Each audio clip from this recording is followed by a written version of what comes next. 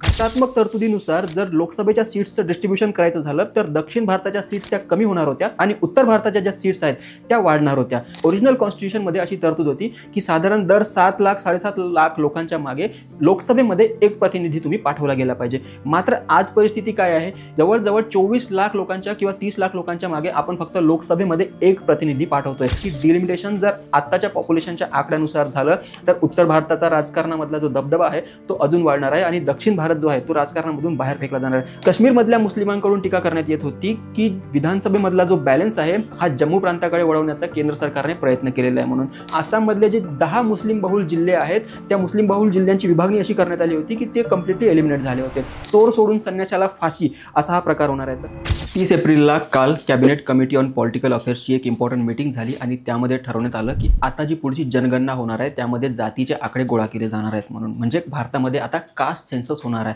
तर caste census होणार आहे ह्याच्यामुळे आता डिलिमिटेशनचा मार्ग जो आहे तो मोकळा झालेला आहे। तर डिलिमिटेशन म्हणजे काय, भारतीय राज्यघटनेमध्ये अशी तरतूद आहे की 10 वर्षांनी जेव्हा जेव्हा सेन्सस होत असते त्या सेन्ससच्या आधारावर डिलिमिटेशन किंवा परिसीमन झालं पाहिजे म्हणून। आता परिसीमन म्हणजे काय, तर एखाद्या भागाची पॉप्युलेशन जर वाढली असेल तर त्या भागाला त्या अनुपातामध्ये त्यांच्या लोकसभेच्या सीट्स वाढवून मिळाल्या पाहिजे। ज्या भागाची पॉप्युलेशन कमी झालेली असेल त्या भागाच्या लोकसभेच्या सीट्स त्या अनुपातामध्ये कमी झाल्या पाहिजे। तर हे जे सीट्सचं डिस्ट्रीब्युशन आहे पॉप्युलेशनच्या अनुसार याच्यामुळे उत्तर भारत विरुद्ध दक्षिण भारत असा एक नवीन वाद निर्माण झालेला आहे आणि तो वाद 2021 पासून चालू आहे। कारण सगळ्यांना अपेक्षित होतं की 2021 मध्ये जनगणना होईल आणि त्यानंतर 2026 मध्ये जे डिलिमिटेशन होणार होतं त्यामध्ये ते आकडे वापरले जातील आणि हे जर आकडे समोर आले तर या आकड्यामध्ये दक्षिण भारत विरुद्ध उत्तर भारत अशी जी पॉप्युलेशन ग्रोथची जी प्रचंड तफावत आहे ती सर्वांच्या निदर्शनास येणार आहे। दक्षिण भारताची जी पॉप्युलेशन आहे त्यांची ग्रोथ रेट काहीशी स्टेबल झालेली आहे, काहीशी मंदावलेली आहे, मात्र उत्तर भारताची जी लोकसंख्या आहे ते झपाट्याने वाढते। आता घटनात्मक तरतुदीनुसार जर लोकसभेच्या सीट्सचं डिस्ट्रीब्युशन करायचं झालं तर दक्षिण भारताच्या सीट्स त्या कमी होणार होत्या आणि उत्तर भारताच्या ज्या सीट्स आहेत त्या वाढणार होत्या। तर ह्यामुळे उत्तर भारत विरुद्ध दक्षिण भारत असा हा वाद निर्माण झाला होता। तो वाद काही तसं काही नवीन नाही आहे।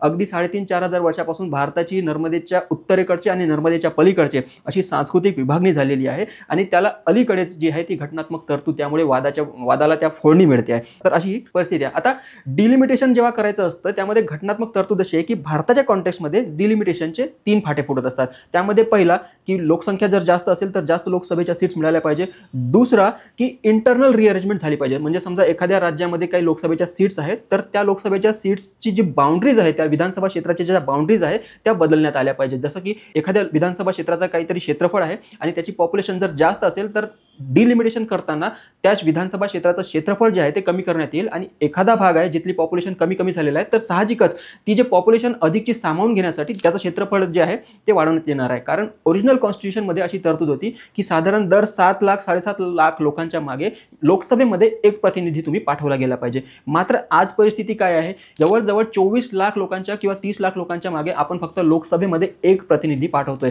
तर यामुळे होत काय आहे की 1951-52 जेव्हा पहिल्यांदा निवडणुका झाल्या होत्या त्यावेळेस त्या मतदाराच्या मताचं जे मूल्य होतं त्यापेक्षा आजच्या आपण सर्वसाधारण मतदारांचं मूल्य आहे हे प्रचंड कमी झालेलं आहे। कारण त्यावेळेस 7.5 लाख लोक मिळून 1,000 पाठवत होते, आता 25 ते 30 लाख लोक मिळून 1,000 पाठवत आहेत। त्यामुळे डेमोक्रेसीमध्ये आपलं एम्पॉवरमेंट होण्याच्या ऐवजी आपल्या मतांचं जे मूल्य आहे ते कमी होत चाललेलं आहे। आता घटनात्मक तरतूद जी आहे ती आपल्या जागी बरोबर आहे की लोकसंख्या जर वाढत असेल तर लोकसभेमध्ये तुम्ही जे काही तुमचे रिप्रेझेंटेटिव्ह पाठवत आहात त्यांची संख्या वाढली पाहिजे म्हणून। मात्र उत्तर भारत विरुद्ध दक्षिण भारत हा जो बॅलन्स आहे हा काहीसा उत्तर भारताच्या फेवरमध्ये जाणार आहे। दक्षिण भारताचा तुम्ही बघा की राजकारणामध्ये भारतीय राजकारणामध्ये नेहमीच दबदबा कमी राहिलेला आहे, उत्तरेकडच्या राज्यांचा दबदबा राहिलेला आहे। तर दक्षिण भारतीय राज्यांना ही शंका आहे की डिलिमिटेशन जर आत्ताच्या पॉप्युलेशनच्या आकड्यानुसार झालं तर उत्तर भारताचा राजकारणामधला जो दबदबा आहे तो अजून वाढणार आहे आणि दक्षिण भारत जो आहे तो राजकारणामधून बाहेर फेकला जाणार आहे अशी त्यांच्या मनामध्ये भीती आहे। आता या सगळ्यांसाठी भारतीय राज्यघटनेचा कलम 81 जे आहे ते जबाबदार आहे। मात्र संविधान रचणाऱ्यांचा हेतू जो होता तो अगदी शुद्ध होता, मात्र पॉप्युलेशन ग्रोथ जी कंट्रोल करायला पाहिजे होती त्यामध्ये दक्षिण भारतातली राज्य जी आहे ती सक्सेसफुल झालेली आहे आणि उत्तर भारतातली राज्य आहे त्यांना तेवढी सक्सेस मिळालेली नाही आहे कारण झपाट्याने त्यांची पॉप्युलेशन वाढते आहे। तर डिलिमिटेशन केलं आणि लोकसभेच्या सीट्स ज्या आहेत त्या तुम्ही उत्तर भारताच्या वाढवून दिल्या तर याचा अर्थ असा होतो की दक्षिण भारताला तुम्ही पनिश केलंय। ज्यांनी पॉप्युलेशन कंट्रोलचा प्रोग्राम चांगल्या प्रकारे राबवला त्यांनाच तुम्ही शिक्षा देणार आहात कारण त्यांच्या लोकसभेमधल्या ज्या सीट्स आहेत त्या कमी होणार आहेत। म्हणजे चोर सोडून संन्याशाला फाशी असा हा प्रकार होणार आहे। दक्षिण भारतामधल्या एका नेत्याने काल परवा स्टेटमेंट दिलं होतं की म्हणे दक्षिण भारतीय लोकांनी आता जास्त मुलं जन्माला घातली पाहिजे म्हणून। तर एक हास्यास्पद राजकारण सुद्धा यावरून सुरू झालेलं आहे आणि बरीच चर्चा होते। तर आता डिलिमिटेशनला एक इतिहास आहे। भारतामध्ये डिलिमिटेशन जे आहे ते आतापर्यंत 4 वेळा झालेला आहे. 1951 1952ला जेव्हा जनगणना झाली होती त्याच्यानुसार लोकसभेच्या सीट्स ज्या आहेत त्या वाटण्यात आल्या होत्या राज्यनिहाय. तर त्यावेळेस एकूण लोकसभेच्या ज्या सीट्स होत्या त्या 489 होत्या. त्यानंतर पुन्हा 62ला आणि 63ला जनगणना झाली होती. त्यानंतर डिलिमिटेशन पुन्हा करण्यात आलं होतं. तर त्यामध्ये सुद्धा लोकसभेच्या सीट्स वाढवण्यात आल्या होत्या. पुन्हा 1973ला पुन्हा डिलिमिटेशन झालं होतं आणि त्यानंतर पुन्हा लोकसभेच्या सीट्स वाढवण्यात आल्या होत्या. मात्र ह्या ज्या लोकसभेच्या सीट्स वाढत आहेत याचा जो अनुपात आहे तो असा होता की उत्तर भारतातल्या सीट्स जास्त वाढत होत्या आणि दक्षिण भारतातल्या सीट्स ज्या आहेत त्या कमी कमी वाढत होत्या. त्यामुळे दक्षिण भारतातल्या राज्यांनी आक्षेप घ्यायला सुरुवात केली होती की हे जे डिलिमिटेशन आहे याच्यामुळे आमच्यावर अन्याय होतो म्हणून, आमचा जो काही केंद्रामधला बॅलन्स आहे, आमचा जो केंद्रामधलं जे मतांचं मूल्य आहे ते कमी होते म्हणून. तर याच्यावर एक तोडगा काढला होता प्रधानमंत्री इंदिरा गांधींनी. इमर्जन्सी लागू असताना त्यांनी 1976 मध्ये 42वी घटना दुरुस्ती पास केली होती आणि त्यामध्ये ठरवलं होतं की लोकसभेच्या सीट्स ज्या आहेत त्यांची संख्या 543 ही कॉन्स्टंट राहणार आहेत पुढच्या 25 वर्षांसाठी आणि लोकसभेचे जे काही क्षेत्र आहेत त्यांची जे काही बाउंड्रीज आहेत ते सुद्धा फ्रीज करण्यात आली होती. म्हणजे पुढच्या 25 वर्षांसाठी कमीत कमी दक्षिण भारतीय राज्यांकडून काही आक्षेप येणार नाही अशी त्यांनी ती तरतूद करून ठेवली होती. आणि 1975 पासून जेव्हा ही डेडलाईन संपली 2002-2001 मध्ये, त्यानंतर दक्षिण भारतातून पुन्हा आवाज उठवला जाऊ लागला की आता जर डिलिमिटेशन झालं आणि सगळ्यांना कळालं की दक्षिण भारताची पॉप्युलेशन जी आहे तेवढी वाढलेली नाही आहे, मात्र उत्तर भारताची पॉप्युलेशन वाढलेली आहे आणि त्यानुसार जर डिलिमिटेशन झालं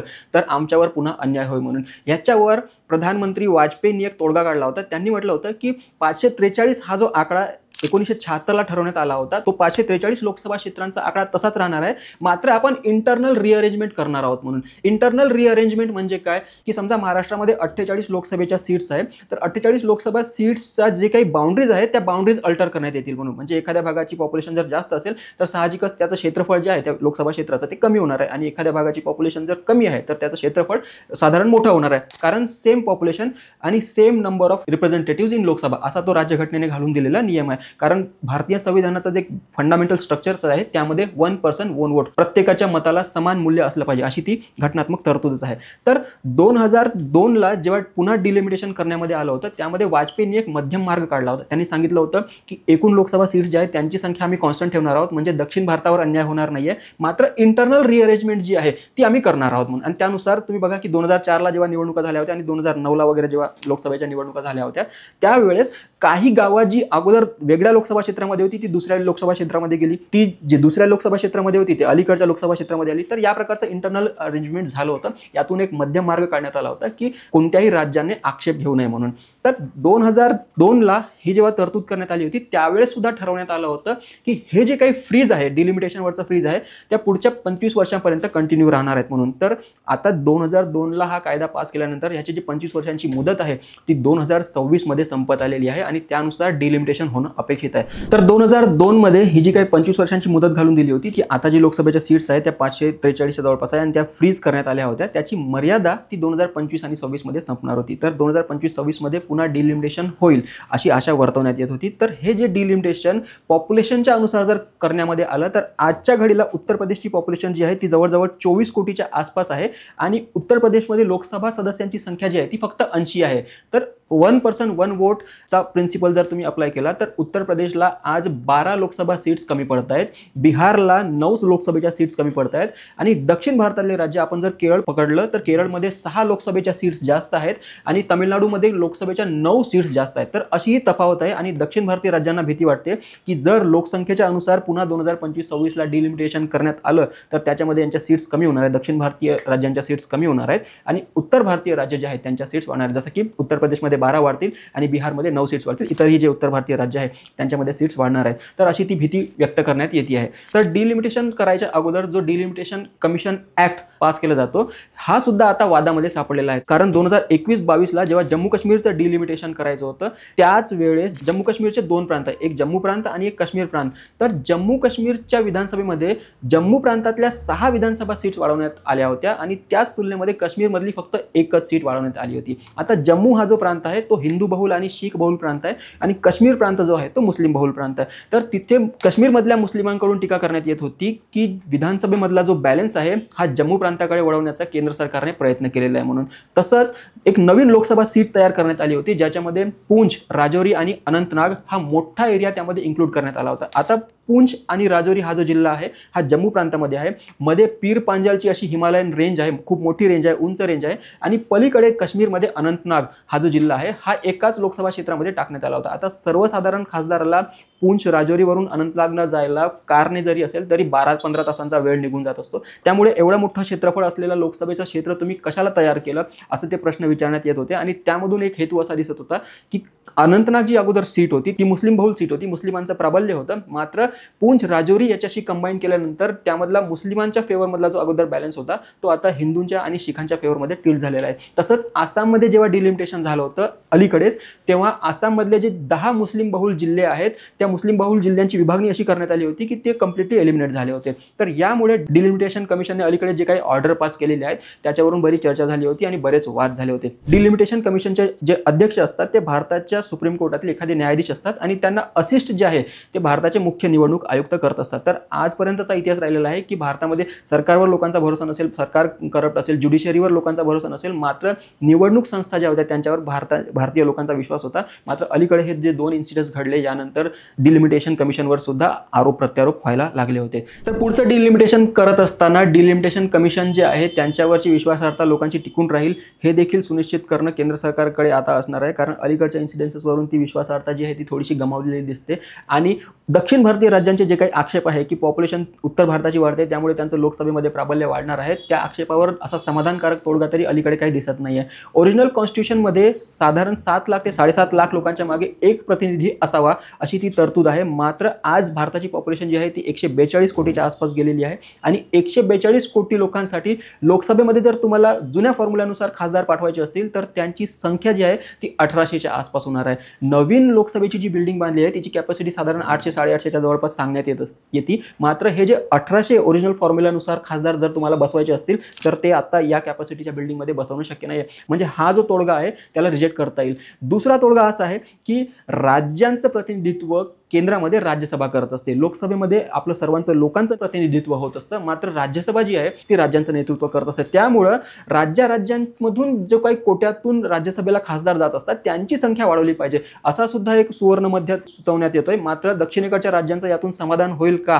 हा एक मोठा प्रश्न अजूनही अनुत्तरितच राहतो. कारण लोकसभेच्या तुलनेमध्ये राज्यसभेला तेवढी पॉवर नाही आहे. जे काउन्सिल ऑफ मिनिस्टर आहे, जे केंद्रीय मंत्रिमंडळ आहे ते फक्त लोकसभेला जबाबदार आहे. सरकार कुणाचं पाडायचं, कुणाचं सरकार आणायचं हा विशेषाधिकार फक्त लोकसभेकडे आहे आणि तो राज्यसभेकडे नाही आहे. त्यामुळे दक्षिण भारतीय राज्यांचा जो काही आक्षेप आहे की लोकसभेमधले आमचे प्रतिनिधी जर कमी झाले तर आमचं पॉलिटिकल वेट जे आहे ते केंद्रातलं ते कमी होणार आहे, ते बरोबर ठरतं.